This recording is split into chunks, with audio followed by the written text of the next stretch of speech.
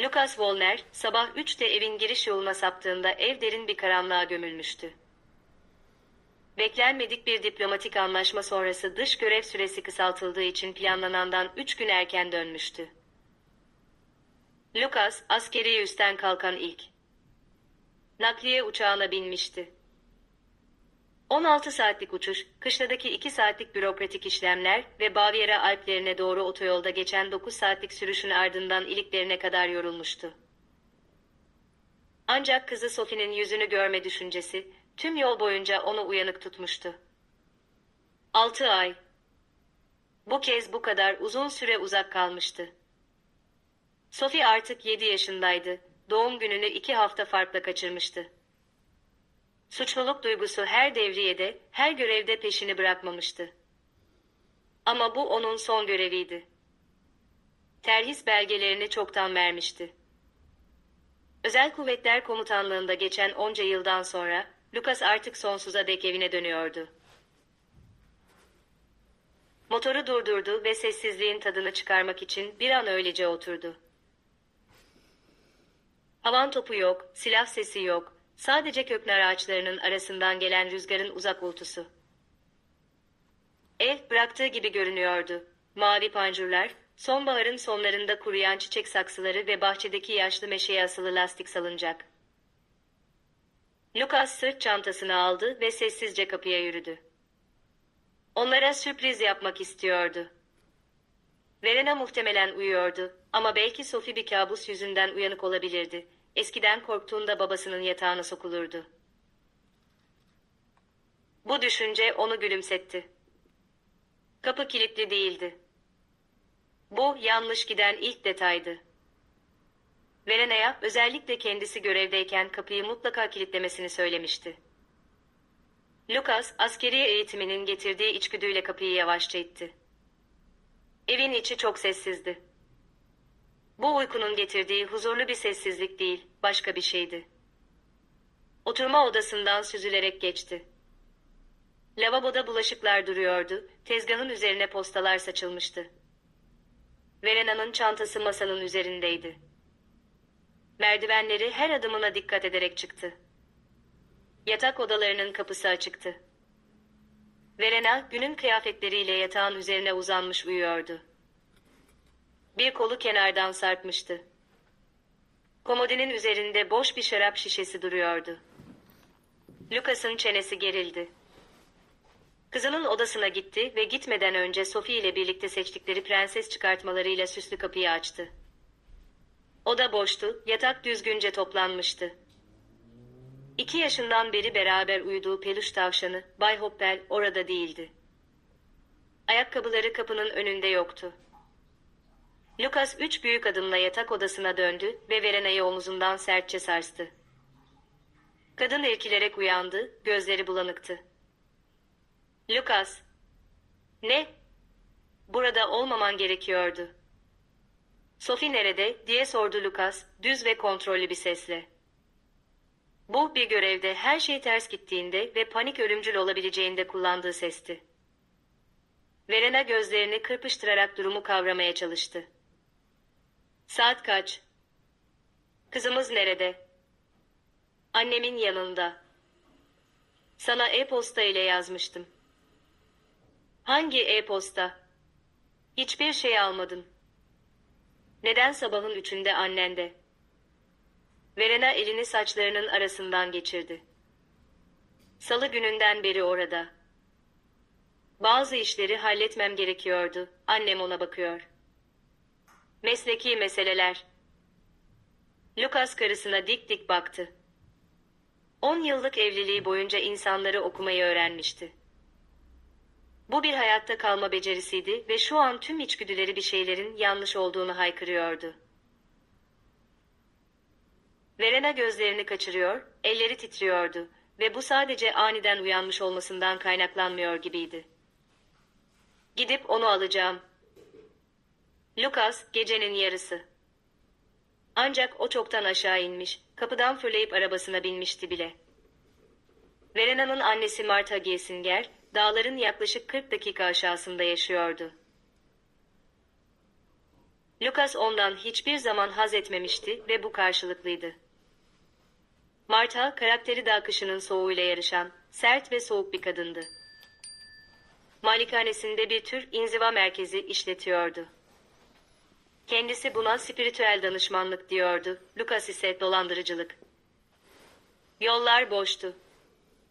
Arabayı virajlı yollarda sınırları zorlayarak sürdü. Elleri direksiyona kenetlenmişti ama zihni yarışıyordu. Salı günü. Sophie 4 gündür oradaydı. Verena neden bundan bahsetmemişti? Martha'nın evi ana yolun dışında, uzun bir çakıllı yolun sonundaydı. Işıklar yanıyordu. Bu, uymayan ikinci detaydı. Bu saatte kimse uyanık olmazdı. Lucas arabayı park edip indi. Daha kapıya ulaşmadan dış kapı açıldı. Martha Giesinger, koridorun parlak ışığında bir silüet halinde kapı eşiğinde duruyordu. Uzun boylu, bir değnek kadar sıska bir kadındı. Gri saçlarını sıkıca bir topuz yapmıştı. Üzerinde uzun bir sabahlık ve başka birinde olsa endişe diye yorumlanabilecek ama onda sadece hesapçılık gibi duran bir yüz ifadesi vardı. Lucas, Verena aradı. Geleceğini söyledi. Sophie nerede? Uyuyor. Onu rahatsız etmemelisin. Lucas tek kelime etmeden kadının yanından geçip eve girdi. İçerisi klor ve altında yatan başka bir şey, organik ve nahoş bir şey gibi kokuyordu. Sophie, diğer çocukları uyandırmak mı istiyorsun? Martha Giesinger'in sesi keskindi. Lucas duraksadı. Ne diğer çocukları? Burada zor çocuklar için bir program yürütüyorum. Aileleri disiplin ve spiritüel rehberlik almaları için onları bana gönderiyor. Lucas bu programdan haberdardı ama daha önce pek üzerinde durmamıştı. Şimdi Martha'nın yüzüne baktığında midesine buz gibi bir ağırlık oturdu. Sophie nerede? Bahçede, tefekkür vaktinde. Lucas, kadın cümlesini bitirmeden harekete geçmişti bile. Mutfaktan geçip arka kapıya fırladı. Bahçe, orman sınırına kadar karanlığın içinde uzanıyordu. Ay ışığında küçük kulübeleri veya barınakları andıran bazı yapıların karaltılarını seçebiliyordu. Lucas seslendi, Sophie. Sesi ağaçların arasında yankılandı. Kulağına hafif bir ses, bir hıçkırık geldi. O yöne doğru koştu ve fenerini kullanmak için telefonunu çıkardı. Işık hüzmesi bir şeye çarptığında aniden durdu. Yerde yaklaşık 1,20 metre derinliğinde ve 1 metre genişliğinde bir çukur vardı. Ve Sophie, pijama takımıyla titreyerek o çukurun içinde duruyordu. Baba. Sesi küçücüktü. Lucas saniyeler içinde çukura atlayıp onu yukarı çıkardı.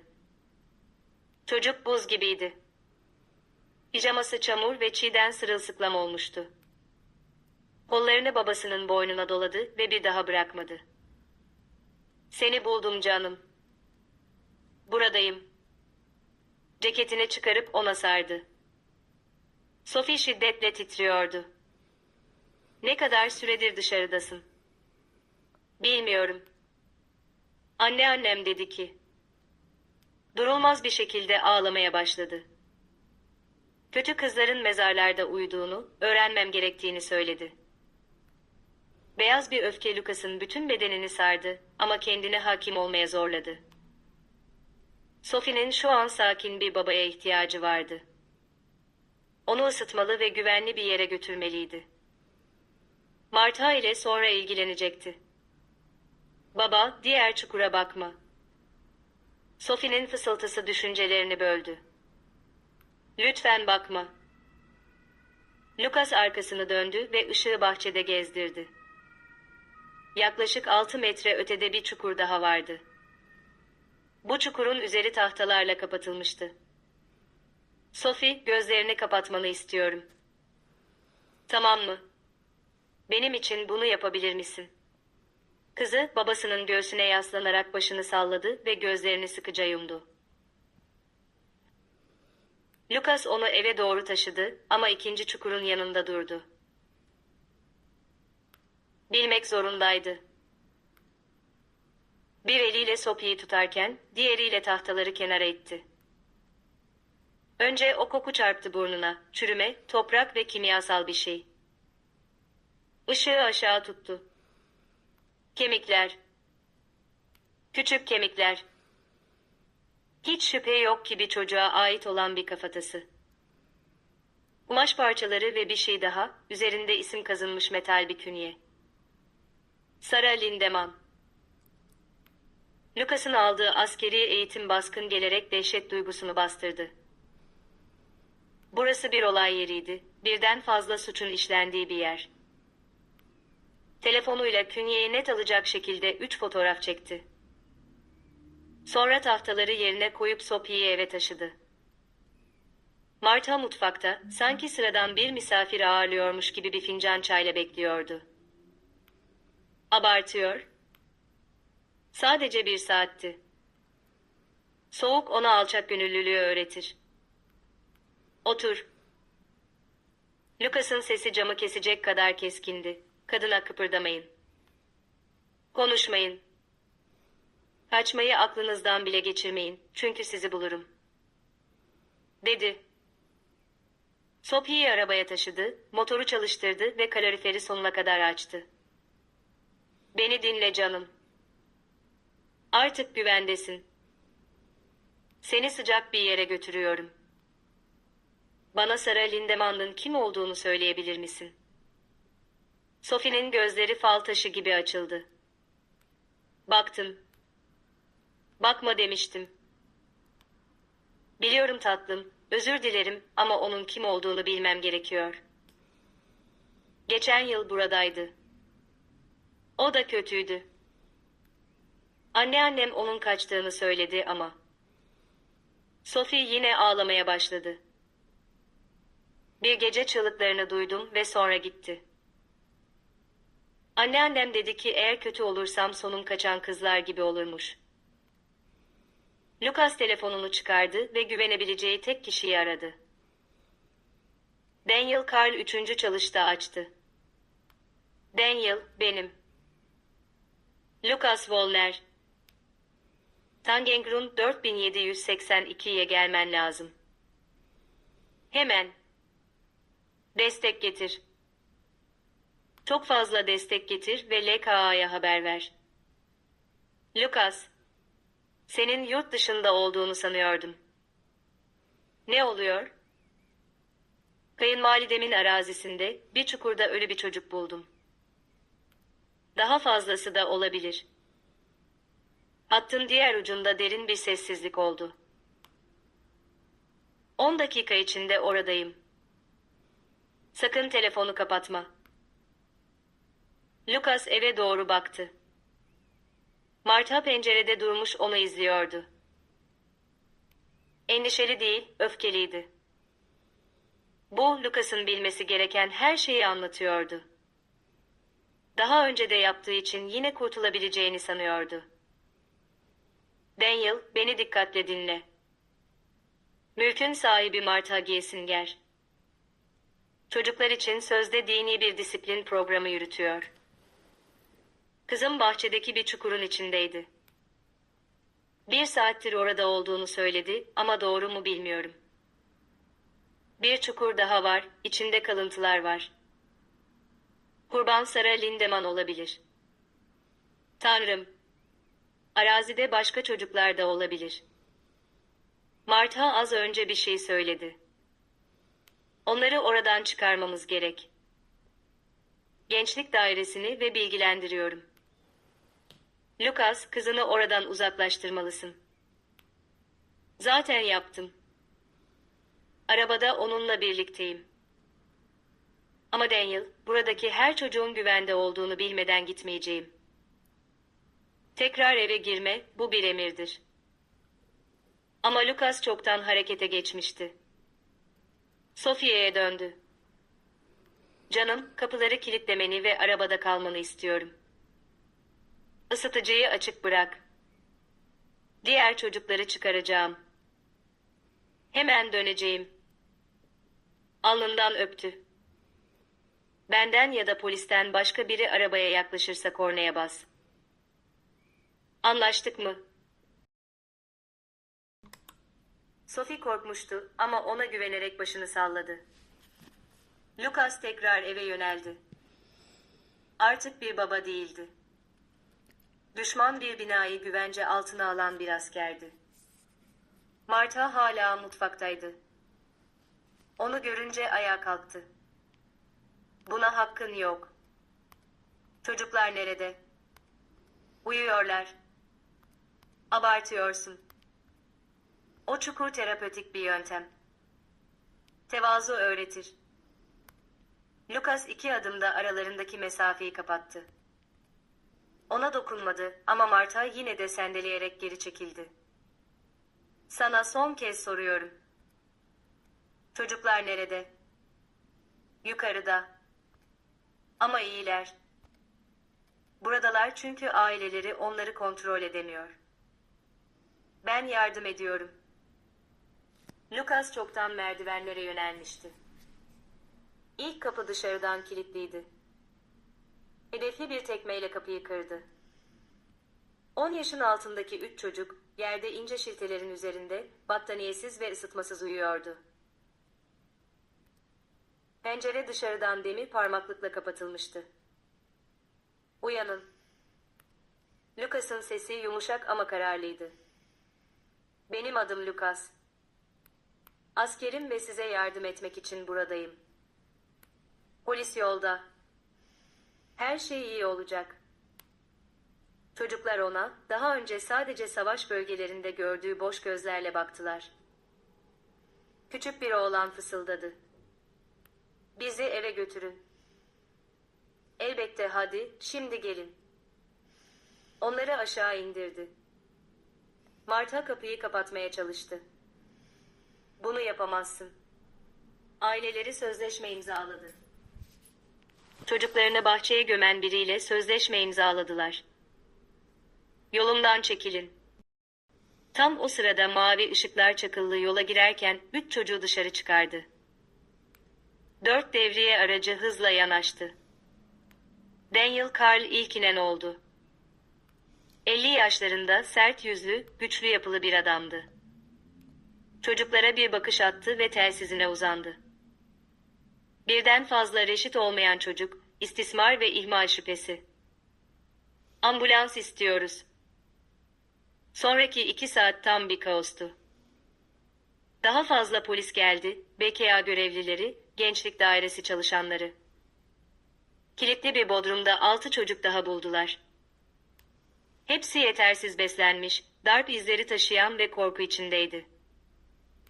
Bahçedeki çukurlardan, cezalandırmalardan ve kaybolan çocuklardan söz ettiler. 3 mezar daha bulundu. Lucas arabada, battaniyeye sarılmış Sophie ile oturuyor ve soruşturmacıların araziyi ele alışını izliyordu.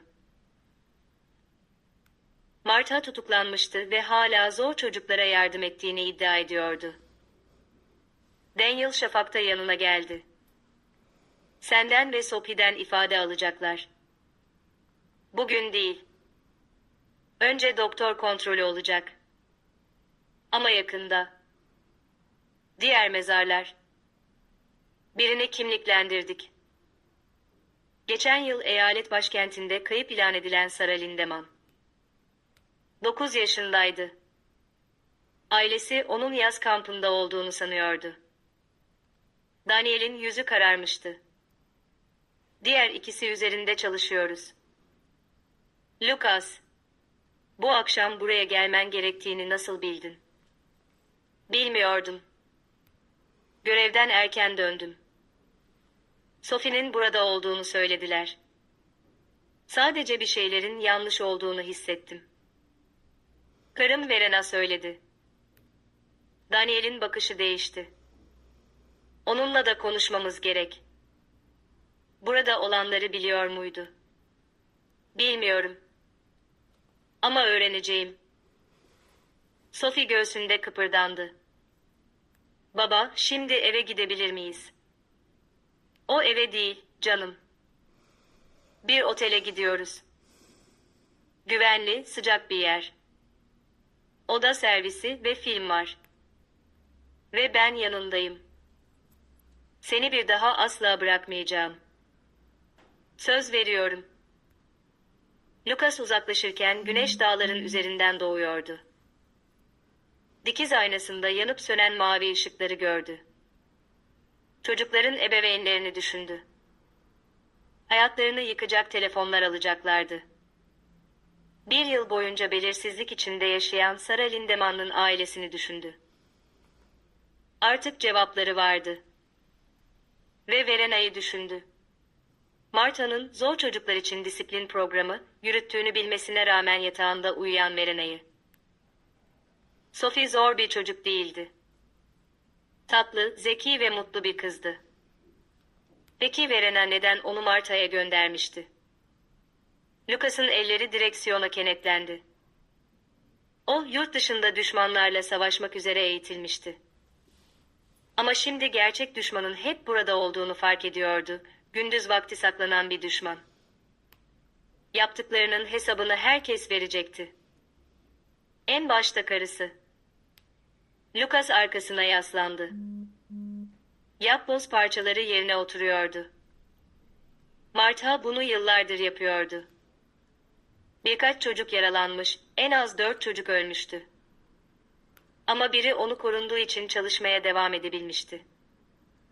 Telefonu çaldı. Ekranda Markus Bergman ismi belirdi. Birader.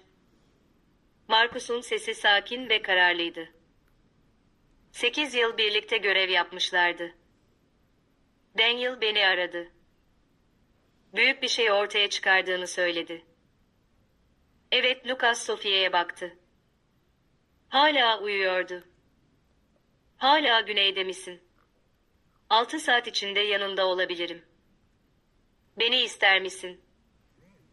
Kime güvenebileceğimi bilmem gerekiyor. Daniel güvenilir. Ama bu daha büyük bir şey, Markus. Birileri bunu örtbas etmiş.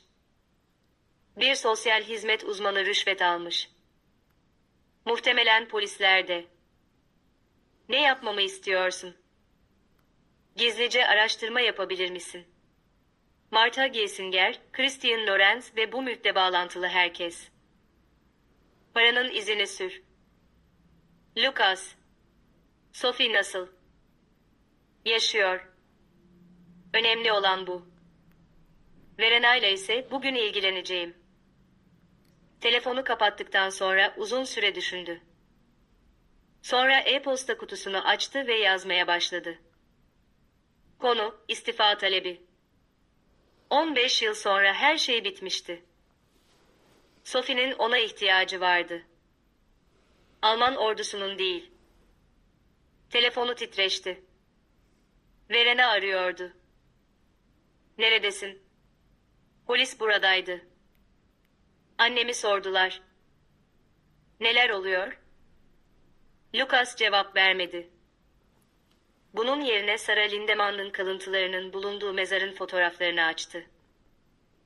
Uzun süre baktı. Her detayı hafızasına kazıdı. Sonra yeni bir belge açtı ve gördüğü her şeyi yazmaya başladı. Sophie'nin anlattıklarını da. Bu mahkemeye gidecekti. Hazırlıklı olmalıydı. Saat 15.00 civarında Sophie uyandı. Yabancı odada etrafına baktı. Bir an panikledi.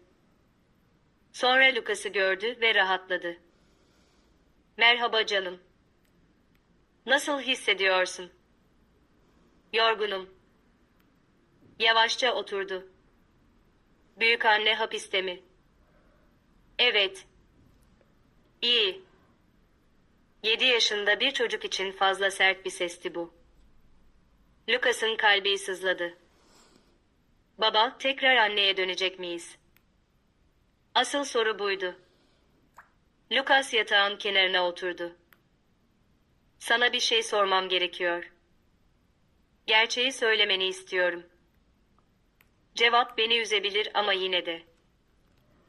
Sophie başını salladı. Anne, büyükanne ile ilgili olanları biliyor muydu? Sophie'nin gözleri doldu. Anne, yaramaz olduğumu söyledi. Söz dinlemediğimi. Büyükanne bana uslu olmayı öğretebilirmiş. Salı günü beni oraya götürdü.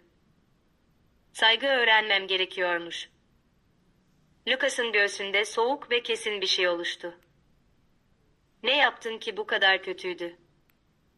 Sebzemi yemek istemedim.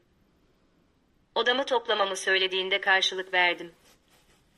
Sophie ağlamaya başladı. Kötü olmak istemedim baba. Sadece eve dönmeni istedim. Lucas onu sıkıca kucakladı. Verena kızını sebze yemedi diye işkence görebileceği, hatta ölebileceği bir yere göndermişti. Sen kötü değildin Sophie. Sen normal bir çocuktun. Annen yanlış yaptı. Büyükanne kötü şeyler yaptı.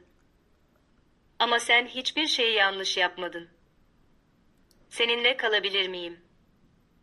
Sonuna kadar benimle kalacaksın. Söz veriyorum. Lucas dürbünden baktı ve Daniel'i içeri aldı. Nasıl, diye sordu Daniel alçak sesle. Dayanacak. Ne buldunuz? Daniel not defterini açtı. Şu ana kadar 4 mezar. Sarah Lindemann zaten belliydi. İkincisi Marcus Reichelt 10 yaşında, 2 yıl önce Münih'te kaybolmuş. Ailesine yatılı okulda olduğu söylenmiş. Üçüncü bir kız çocuğu, 8 ya da 9 yaşlarında. Kimlik tespiti sürüyor. Dördüncü. Durdu. Dördüncü çok yeni. Thomas Binder. Sadece bir haftadır oradaydı. Toplam kaç çocuk bu yerden geçmiş? Bilmeye çalışıyoruz. Martha son 5 yılda 100'den fazla çocuk aldığını iddia ediyor. Çoğu sağ çıkmış ama her ismi kayıp kayıtlarıyla karşılaştırıyoruz. Christian Lorenz. Daniel'in yüzü karardı. Ondan nasıl haberdarsın? 3 yıl önce inceleme yapmış ve hiçbir şey bulmamış. Sonra emekli olmuş ve göl kenarında pahalı bir ev almış. Evet, geçen yıl emekli olmuştu. Tegernse'de bir ev satın almıştı. Çok güzel bir ev. Sıradan bir sosyal hizmet uzmanının emekli maaşı için fazlasıyla güzel. BKA zaten onu soruşturuyor. Ama bir şey daha var. Finans belgeleri bulmuşlardı. Martha, 3 aylık program için ebeveynlerden 1000 euro alıyordu. Çoğu nakit. Yıllar içinde milyonlar. Ama hesaplarında bu paranın izi yok. Para bir yere akıyor. Lucas düşündü. Bir ortağı vardı. Ya da birkaç tane. Yetkililerin fazla derine inmesini engelleyen biri. BKA da öyle düşünüyor. Telefon kayıtlarını inceliyorlar. Ama Daniel tereddüt etti. Verena ile konuşmak istiyorlar. Karın bir şeyler biliyor olmalı. Salı günü onu bizzat götürmüş. Daniel sarsılmıştı. Üzgünüm. Üzgün olma. Sadece herkesin hesap vermesini sağla. Kim oldukları ya da kimlerle bağlantılı oldukları umurumda değil. Hepsi. Daniel gittikten sonra Lucas kararını verdi. Verena'nın kız kardeşi Melody'yi aradı. Hemen açtı. Lucas. Tanrım. Verena geri döndüğünü söyledi. İyi misiniz? Annemle ilgili bir şeyler söyledi, tutuklandığını. Melody, beni iyi dinle. Annen bir işkence kampı işletiyordu. Çocuklara eziyet etti. Onlardan 4'ü öldü. Sophie'yi bulduğumda bahçedeki bir çukurun içindeydi. Kısa bir sessizlikten sonra Melody kekeledi. Ne? Hayır, bu olamaz. Annem zor çocuklara yardım eder. Serttir ama asla böyle bir şey yapmaz. Mezarları kendi gözlerimle gördüm. BKA, Federal Kriminal Dairesi, şu an kazı yapıyor. Hepsi 12 yaşın altında çocuklar. Hepsi annenin onlara yaptıkları yüzünden öldü. İnanamıyorum Lucas, bu bir yanlışlık olmalı. Değil. Ve Melody, bir şeyi bilmem gerekiyor. Hiç hoşuna gitmeyen, şüpheli bir şey gördün mü? Yıllardır o mülke ayak basmadım. Annemle kavga etmiştik. Benim çocuklarımı çok yumuşak yetiştirdiğimi, disipline ihtiyaçları olduğunu söylüyordu. Ona bizden uzak durmasını söyledim. Melody'nin sesi titriyordu. Ama Verena hala onunla konuşuyordu. Benim abarttığımı söylerdi hep. Verena, Sophie'yi 4 gün önce oraya göndermiş. Hayır, Verena bunu yapmaz. O Sophie'yi seviyor. Onu ceza olarak gönderdi, Sophie sebzesini yemediği için. Yine uzun bir sessizlik oldu. Melody tekrar konuştuğunda sesi değişmişti. Daha sert ve soğuktu. Sophie şimdi nerede? Benimle, güvende. Onu Verena'dan uzak tut. Lucas, ciddiyim. Kız kardeşimi seviyorum. Ama eğer annemin ne yaptığını biliyorsa ve buna rağmen Sophie'yi oraya gönderdiyse. Melody derin bir nefes aldı. Ne yapabilirim? Nasıl yardım edebilirim? Lucas uyuyan kızına baktı. Sana sorduklarında sadece doğruyu söyle. Kimseyi koruma. Marcus ona ilk sonuçları içeren şifreli bir e-posta göndermişti.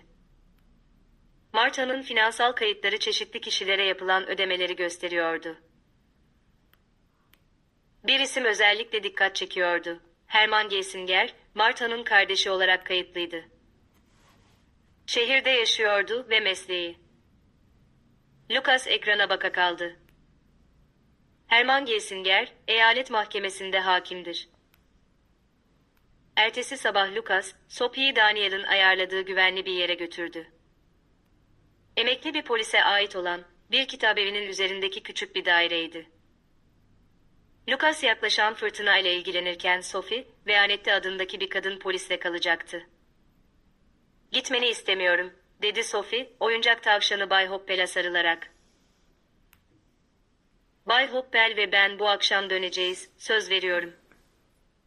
Veanette çok iyidir ve burada güvendesin. Kapıda 3 kilit var ve aşağıda bir polis arabası bekliyor. Peki o zaman. Sophie başını salladı ama çok küçük ve korkmuş görünüyordu. Lucas önünde diz çöktü. Canım, sana zarar verenlerin başkalarına zarar veremeyeceğinden emin olmalıyım. Bugün yapacağım şey bu. Benim için cesur olabilir misin? Annemi de getirecek misin? Lucas'ın çenesi kasıldı. Annemi görmek istiyor musun? Sophie biraz düşündü, sonra başını salladı. Henüz değil. Belki de hiç. Tamam. Görmek istemediğin kimseyi görmek zorunda değilsin. Alnından öptü ve ağır bir kalple oradan ayrıldı. Ancak şehirde arabayla ilerlerken, içindeki o ağırlık soğuk ve odaklanmış bir öfkeye dönüştü. Artık hedefleri vardı. Martha hapisteydi ama o sadece başlangıçtı. Hermann Gessinger, Christian Lorenz ve bu kabusa izin veren diğer herkes. Saat sabah 9'da evine vardı. Verena'nın arabası giriş yolundaydı. Kendini hazırlamak için bir an oturdu, sonra içeri girdi. Verena mutfakta oturuyordu, bitkin görünüyordu, hiç uyumamıştı. Onu görünce hızla ayağa kalktı. Lucas, nihayet. Polis bana hiçbir şey söylemiyor. Annemi götürdüler. Onun bir şeyler yaptığını söylüyorlar ama bu saçmalık. Onlara anlatmalısın. Sophie nerede? Bilmiyordum, seninle olduğunu sanıyordum. Lucas, ne oluyor? Neden bana öyle bakıyorsun? Karımın aptal mı yoksa kötü mü olduğuna karar vermeye çalışıyorum. Verena'nın yüzü kireç gibi oldu. Ne? Kızımızı çocuklara işkence eden, en az 4'ünü öldürmüş bir kadına gönderdin. Salı günü onu oraya götürdün ve Marta'ya saygı öğrenmesi gerektiğini söyledin. Olay öyle değil. Annemin programı serttir ama işe yarar. Zor çocuklara yardım eder. Bu zor olmak değil Verena, bu normal. Kontrolden çıkmıştı. Cevap verdi, itaat etmedi. Yani onu toprağın altındaki bir deliğe canlı canlı gömülsün diye mi gönderdin? Verena'nın ağzı açık kaldı. Annem bunu yapmazdı. Sophie'yi o delikten bizzat ben çıkardım. Saat gecenin 2'siydi ve hava buz gibiydi. 1 saattir çamur ve buz gibi suyun içinde duruyordu, ölürcesine korkmuş ağlıyordu. Bana diğer deliğe baktığını söyledi. Lucas durdu ve kendini sakinleşmeye zorladı. Diğer delikte ölü bir çocuk vardı Verena. 9 yaşında Sarah Lindemann adında bir kız. Kemikleri hala oradaydı. Hayır. Verena bir sandalyeye çöktü. Hayır, bu mümkün değil. Annem, programdan kaçan çocukların bazen dedikodu yaydığını söylerdi. Hiç oraya uğradın mı? Orada gerçekten ne yaptığını hiç gördün mü? Sessiz kalma, cevap ver, Verena bağırdı.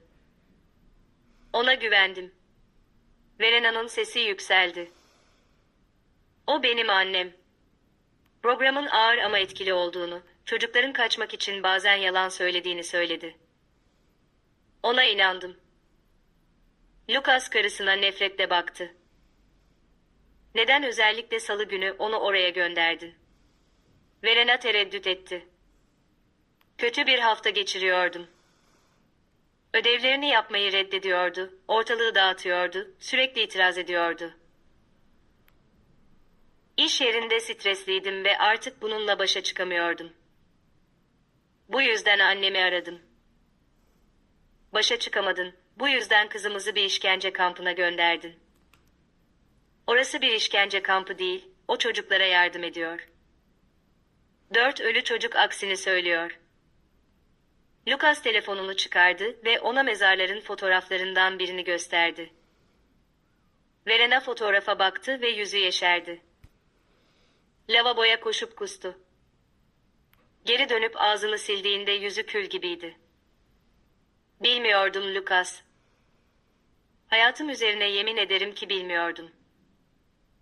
Ama bir şeylerin yanlış olduğunu seziyordun, değil mi? Melody annenle bağlarını yıllar önce kopardı. Çocuklara karşı çok sert olduğunu söyledi. Sophie'yi çoğu zaman Marta'dan uzak tuttun. Neden? Verena'nın elleri titriyordu. Annem baskın bir karakter olabiliyordu. Sınırlı bir sürenin sorun olmayacağını düşündüm. Birkaç günün ona disiplin öğreteceğini. Onu yıkmadan. Kelimeler artık sadece fısıltı gibi çıkıyordu. Lucas içindeki bir şeylerin tamamen kırıldığını hissetti. Kızımızı yıkabileceğini biliyordun. Annenin tehlikeli olduğunu biliyordun ve yine de Sophie'yi oraya gönderdin. Her şeyi kontrol altında tuttuğumu sanmıştım.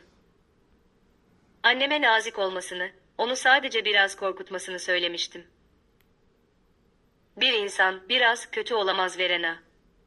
Birine biraz işkence edemezsin. Lucas artık neredeyse bağırıyordu. Sophie travma geçiriyor. Hipotermi ve morlukları var, artık kimseye güvenmiyor. Bana seni bir daha görüp görmemek zorunda kalacağını sordu ve ona ne diyeceğimi bilemedim. Çünkü öz annesi onu cehenneme gönderdi. Verena ağlamaya başladı. Böyle olmasını istememiştim. Çok yorgundum. Sen yoktun ve o çok zordu. Ben sadece... Sen düşünmedin. Sorun da bu. Lucas'ın sesi buz kesti. Eşyalarını topla, defolup gidiyorsun. Burası benim de evim. Umurumda değil. Bugün gidiyorsun. Eğer buna karşı savaşırsan, ne yaptığını herkese anlatırım. İşverenine, arkadaşlarına, herkese. Kızını çocuk katili bir kadına gönderdiğini söylerim. Benim haklarım var. Sophie'nin de hakları vardı. Sarah Lindemann'ın, Marcus Rachel'ın ve Thomas Binder'in de hakları vardı. Canlı canlı gömülmeme hakları.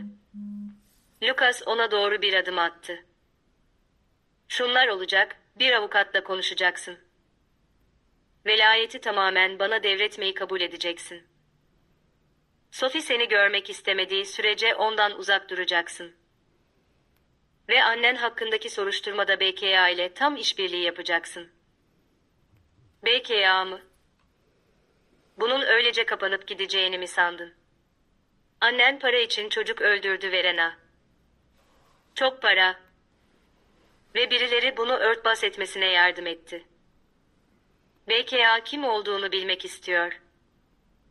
Onlara işleri, bağlantıları ve finansmanı hakkında bildiğin her şeyi anlatacaksın. Bunlar hakkında hiçbir şey bilmiyorum. O zaman hatırlamaya başlasan iyi olur, çünkü işbirliği yapmazsan seni suç ortağı olarak yargılarlar. Verena'nın yüzü çöktü. Bilmiyordum Lucas, yemin ederim. Ama canlarını yaktığını biliyordun. Ve bu senin umurunda değildi. Lucas kapıya yöneldi. Yarına kadar vaktin var. Sophie ile döndüğümde hala buradaysan polisi ararım. Onu 8 yıl önce birlikte aldıkları, hayatlarını kuracaklarını sandıkları o evin mutfağında ağlarken bıraktı. Her şey küle dönmüştü. Lucas, şehrin dışındaki bir kafede Marcus ile buluştu. Arkadaşı dizüstü bilgisayarı açık, yorgun bir halde oturuyordu. "Berbat görünüyorsun," dedi Marcus. "Daha kötü hissediyorum." "Ne buldun?" Marcus önüne bir dosya itti. Martha'nın kardeşi Hermann Gessinger, 15 yıldır eyalet mahkemesinde hakim. Gençlik davalarına ve aile mahkemesi işlerine bakıyor. Tahmin et anne babalar Martha'dan şikayetçi olduğunda ne oluyor? Tahmin edeyim, davalar reddediliyor. Aynen öyle. Son 5 yılda 6 şikayet buldum. Hepsi Hermann'ın mahkemesine düşmüş. Hepsi ailevi çekişme veya asılsız iddia diye kapatılmış. Bu çocuklardan 3'ü bugün kayıp olarak geçiyor. Lucas yumruklarını sıktı. Biliyordu. Dahası da var. Sosyal hizmet görevlisi Christine Lorenz, Hermann'ın eski karısı. 10 yıl önce boşandılar ama finansal kayıtlarını inceledim. Yeni Başlangıç Holdings adlı bir şirketten düzenli ödemeler almış. Şirketin sahipleri kim dersin? %50 Hermann, %50 Martha. Şirket ailelerden gelen ücretleri topluyor, parayı aklıyor ve sonra bu üçüne dağıtıyor. 5 yılda 3 milyon eurodan bahsediyoruz. Lucas arkasına yaslandı. Yani Hermann hukuki koruma sağlıyor, Christian devlet incelemelerini hallediyor, Martha da operasyonu yönetiyor. Teori bu. BKA dosyayı hazırlıyor. Ama Lucas. Marcus'un bakışları ciddileşti. İşin içinde daha fazla kişi olabilir. Var olmayan bir danışmanlık şirketine yapılan ödemeler buldum. Paranın izini süremediğimiz boşluklar var. Yerel polise baskı kurabilecek, soruşturmaları engelleyebilecek kadar nüfuzlu biri. Lucas'ın telefonu çaldı. Arayan Daniel'di. Lucas, bir gelişme var. Martha konuşuyor. Anlaşma yapmaya çalışıyor. Kendisinin zorlandığını, programı bitirmek istediğinde birilerinin ona baskı yaptığını iddia ediyor. İsimler verebileceğini söylüyor ama karşılığında dokunulmazlık istiyor. Sakın vermeyin. Bu benim kararım değil. Ama Lucas. Martha, Verena'nın bildiğinden çok daha fazlasını bildiğini söylüyor. Verena'nın bazı aileleri ikna etmeye yardım ettiğini, düzeltilmesi gereken çocukları belirleyip onları programa yönlendirdiğini iddia ediyor. Marta'nın dediğine göre Verena her yönlendirdiği çocuk için komisyon alıyormuş. Kafedeki her şey Lucas'ın etrafında dönmeye başladı. Ne kadar? Çocuk başına 5.000 euro. Lucas telefonu kapattı. Verena, Sophie'yi sadece annesine göndermekle kalmamış, başka çocukları da para karşılığında bu cehenneme pazarlamıştı. Ne oldu, diye sordu Marcus. Verena sadece annesinin manipülasyonuna uğramış bir kurban değilmiş. O bu işin bir parçasıymış. Lucas ayağa kalktı. Bir yere gitmem lazım. Nereye? Karımla bir konuşma daha yapacağım. Ve bu kez bana tüm gerçeği anlatacak. Onu kız kardeşi Melody'nin evinde buldu. Melody kapıyı sert bir ifadeyle açtı, mutfakta. Lucas, ona ne planlıyorsan onu yap, o bunu hak ediyor. Verena masada oturuyordu. Lucas içeri girince yüzü kül gibi oldu. Ben de tam çıkıyordum. Otur yerine. Lucas tezgaha yaslandı. BKA annenle konuştu. Bir anlaşma yapmaya çalışıyor. Lucas'ın sesi ölümcül bir sakinlikteydi. Annen, aileleri ikna etmeye yardım ettiğini, gönderdiğin her çocuk için 5.000 euro aldığını söylüyor. Doğru mu? Verena'nın sessizliği en net cevaptı. Melody, elini ağzına bastırarak şaşkınlığını gizlemeye çalışırken Lucas sordu. Kaç tane? Bilmiyorum. Belki 3 yıl içinde 20 çocuk. 20 çocuk. Para için 20 çocuğu işkenceye gönderdin. İşkence olması gerekmiyordu. Annem bunun kararlı sevgi programı olduğunu, çocukların disipline ihtiyacı olduğunu söyledi. Aileler çaresizdi. Yani çaresiz aileleri kullandın ve 100.000 euro için çocuklarını travmatize ettin. Melody tiksintiyle bağırdı. Verena, senin derdin ne? Anlamıyorsunuz. Paraya ihtiyacımız vardı. Lucas görevdeydi, maaşı yetmiyordu ve evlilik öncesinden kalan borçlarım vardı. Lucas kükredi, yetecek kadar paramız vardı.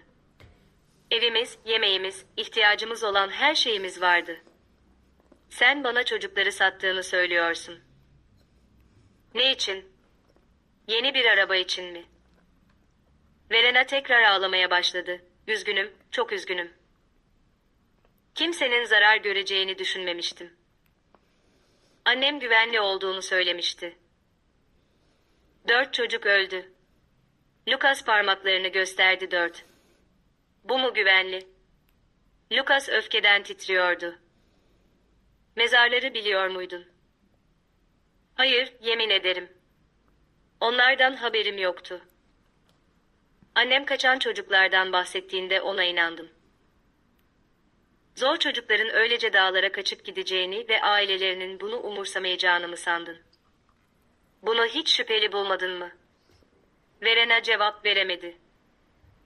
Lucas telefonunu çıkardı. BKA seninle konuşmak isteyecek. O aileler cevap isteyecek.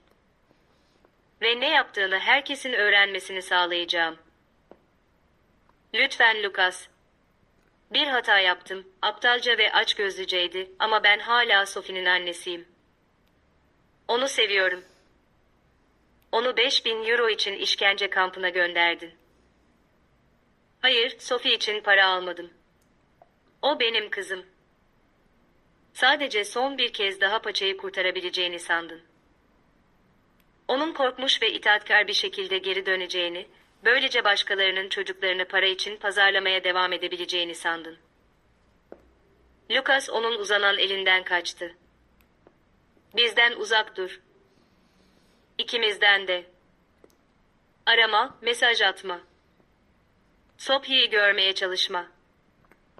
Eğer seni onun yakınında görürsem tutuklatırım.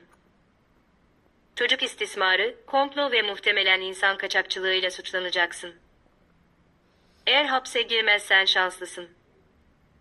Seni şu an kurtaran tek şey BKA ile işbirliği yapman.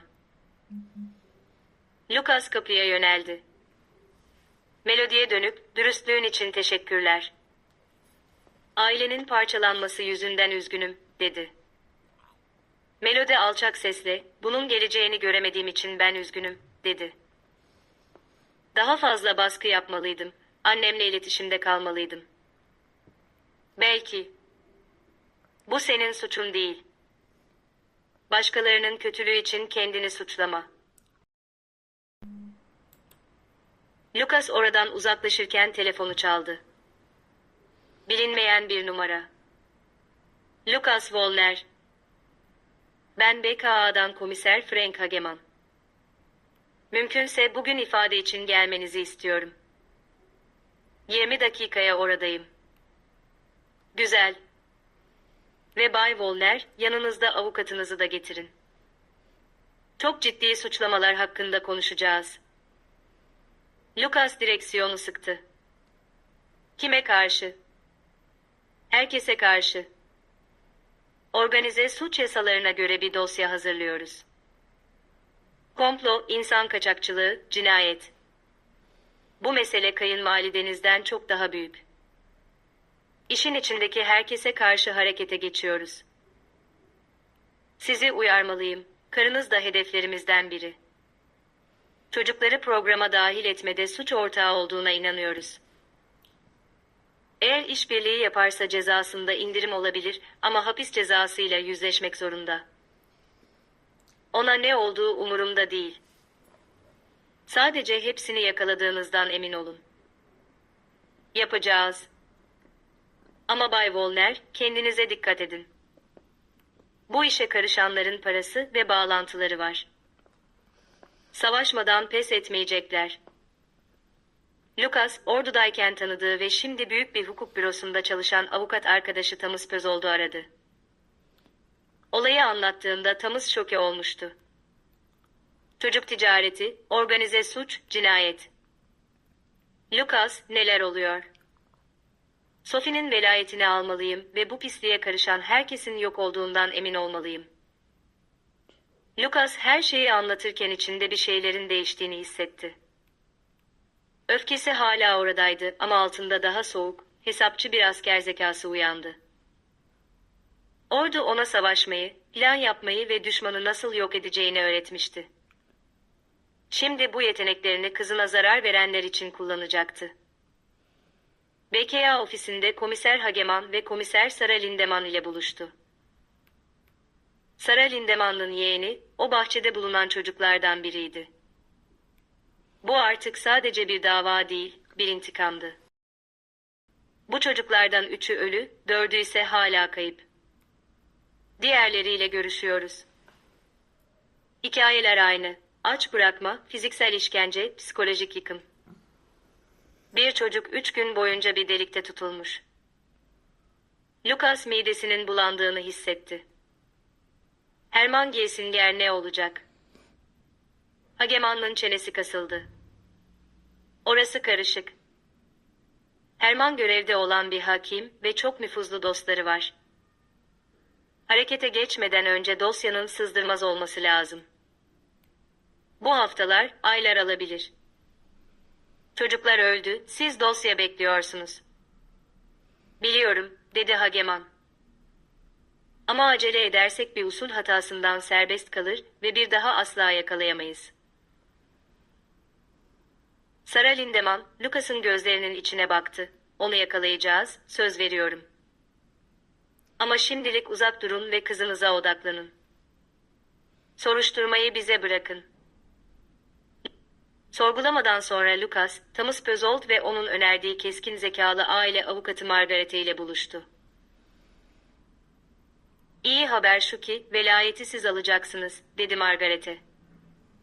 Verena ağır suçlamalarla karşı karşıya olduğu ve bir çocuğun hayatını tehlikeye attığını itiraf ettiği için, hiçbir hakim velayeti ona vermez.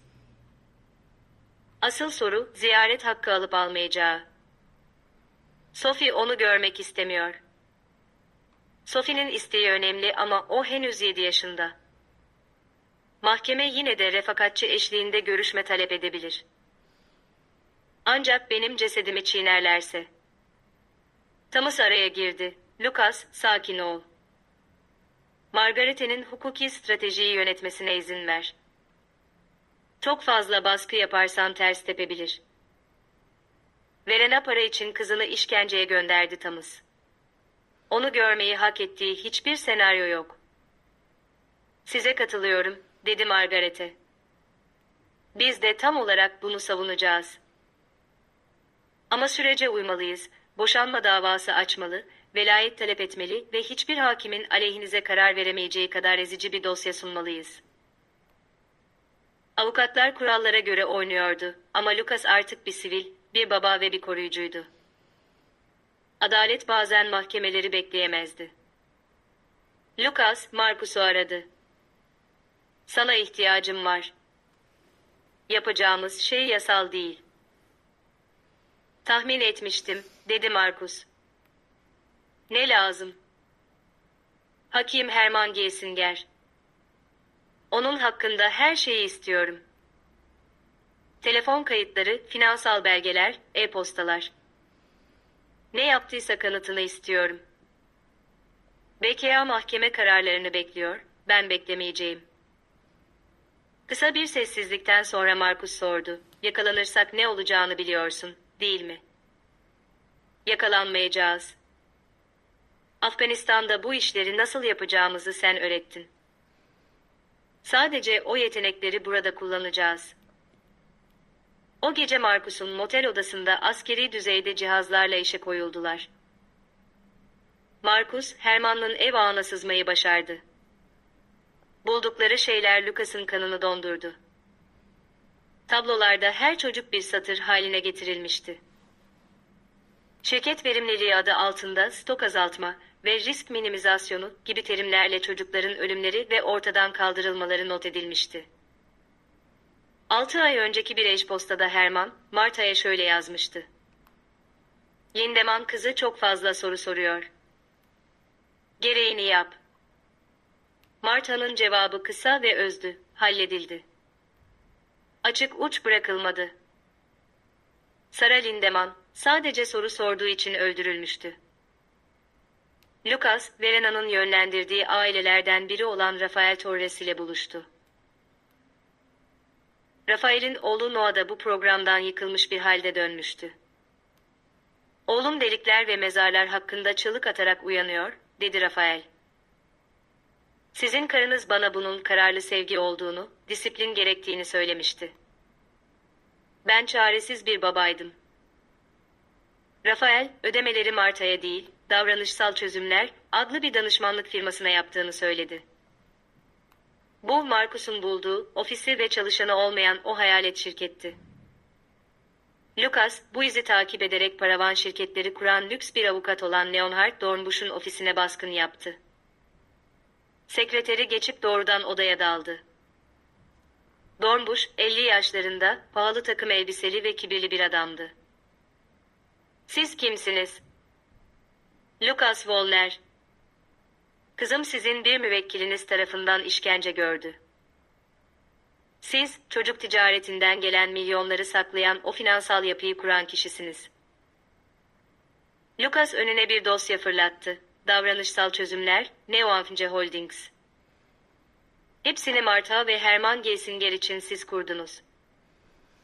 Çocukların işkence ve cinayetinden gelen paraları aklıyorsunuz. Dornbusch istifini bozmadı. Ben yasal şirket yapıları kurarım.